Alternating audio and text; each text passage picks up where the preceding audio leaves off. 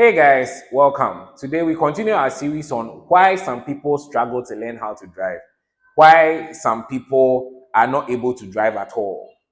Now, today we are picking the topic overconfidence. In our previous episode, we were looking at fear. So please, if you've not watched it, please go back into my channel and watch that particular video. It's very helpful. Now, the opposite is actually overconfidence. Now, confidence it plays a vital role when you are driving. It sort of magnifies your own competence.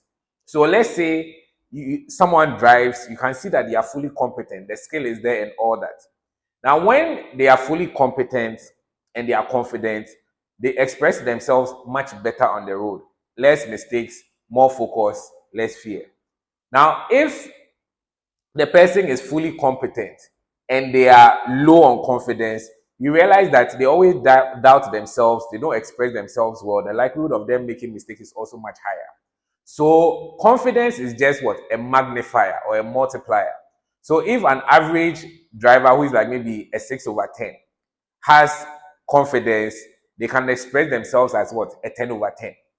If they are 7 over 10, they can make them a 10 over 10, which is a good thing. Now, take note, the confidence is the what? Is the magnifier. That is what will boost your performance. But the competence is the main thing.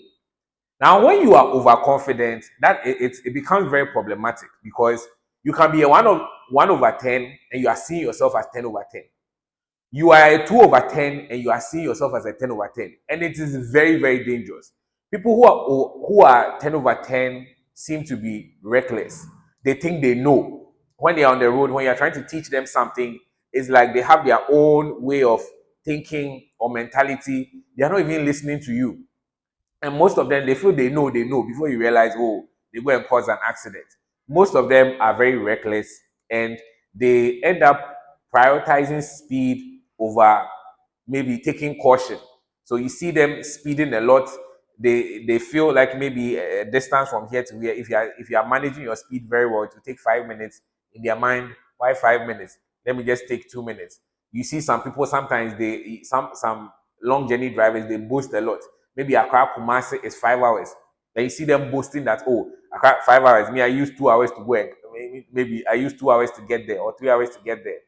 They are often like they over believe in themselves.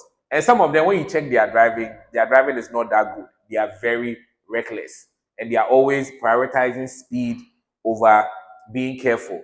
So, yes, and sometimes when they even make mistakes, which are like near death experiences or near fatal accidents, the way you as a passenger, you'll be scared and so like or be petrified, and you are giving them some look, they are laughing. They seem so unperturbed, like we didn't die. So what's your problem? You get it? It's almost like they are playing with your life. Such people, it is very difficult to. In fact, if they have their own cars, most of the time they can drive, but then it's very difficult to actually employ such a person because it almost feels like they are playing with your life all the time. And when they are learning how to drive, trust me, it's so difficult to teach them because a lot of them are unteachable. They feel like they know. Let me share this story. I remember some years back, the DVLA were conducting driving tests for some students, and I happened to be there with some of my students. And I remember there was this guy who had, come from the UK. So he lived in the UK. He had learned how to drive a bit, and he came to Ghana. He wanted to get a Ghana license. So when he came, I mean, the UK system is actually very thorough when it comes to giving license. Like you drive for a long period, it's very much up to standard. Like the assessment is very thorough.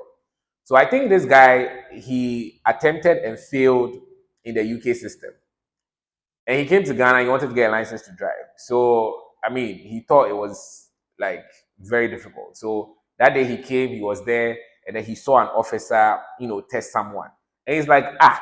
And I said, Ghana, there you people are joking. Oh, what is this? And I said, he can even do it 10 times over. So this is overconfidence talking. This guy sat down like it was nothing. He just sat down, started the car. He was just driving with one hand. I think the execution was close to perfect. He did everything very well, but he was very reckless. He feels that he knows. He's just as if he's Paul Walker. He just, I mean, just going about like everything with speed, without caution. And then he comes to park the car, and to him, he had passed because he was able to go from, go through the terrain and come and park. Well, he did the reverse parking. The reverse parking was spot on and everything. But the officer still failed him. That's one thing that the officers don't like to see. Overconfidence. You feel you know, you feel you know. And when we are trying to correct you, you're like, nah, you have your own style of driving, please. If you are such a person, you will not be able to reach your full potential as a driver because you always feel you know. Like, humble yourself and let's teach you. Some people can't even be bold to tell you that, boss, you can't tell me what to do. Like, me, this is how I see myself driving. This is how I want to drive. So if you're an instructor and you have such a person, it's actually very difficult to, put your message across. And it is a mental thing. They just have to learn to humble themselves, quiet their minds and relax, and always prioritize safety over speed. If you are one of such people, please change. I hope you learned something from this. Bye for now. See you soon, and adios.